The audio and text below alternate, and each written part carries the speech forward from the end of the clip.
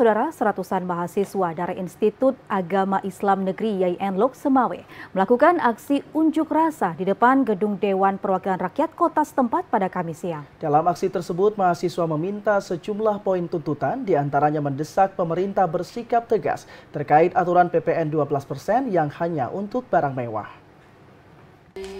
Dalam aksi unjuk rasa yang dilakukan di depan gedung GPRK Lok Semawe pada Kamis siang, mahasiswa menyuarakan sejumlah poin tuntutan. Di antaranya meminta pemerintah agar bersikap tegas terkait aturan pajak pertambahan nilai atau PPN 12% yang hanya berlaku untuk barang mewah.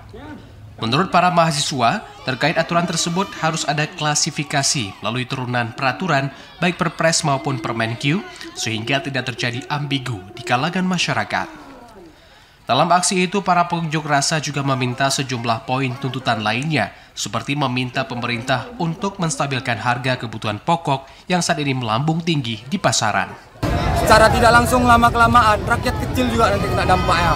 Walaupun itu yang diaturkan untuk barang-barang mewah.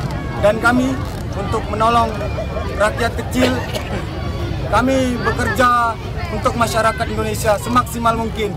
Agar apa? Agar pemahaman tentang PPN 12% ini lebih direvisi lagi. Ketua DPRK Lok Semawe Faisal Haji Isa saat menemui para pengunjuk rasa mengaku mendukung penuh tuntutan mahasiswa terkait protes kenaikan PPN 12% karena dinilai akan menyulitkan masyarakat. Sementara terkait tingginya harga bahan pokok di pasaran, khususnya di Lok Semawe, pihaknya akan memanggil Dinas Perindustrian, Perdagangan, dan Koperasi atau Disperindakop Kota setempat untuk mencarikan solusi guna menstabilkan kembali harga kebutuhan pokok di masyarakat.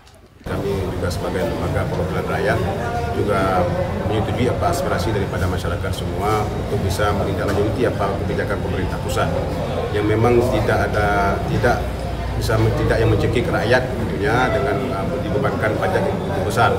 Tapi kita sudah mendengar bahwa ini tidak dibebankan kepada barang-barang yang di bawah barang mewah. Ya, insya Allah DPRK Lok Semawe siap untuk mengawal dan siap untuk menindaklanjuti terkait dengan posisi tersebut.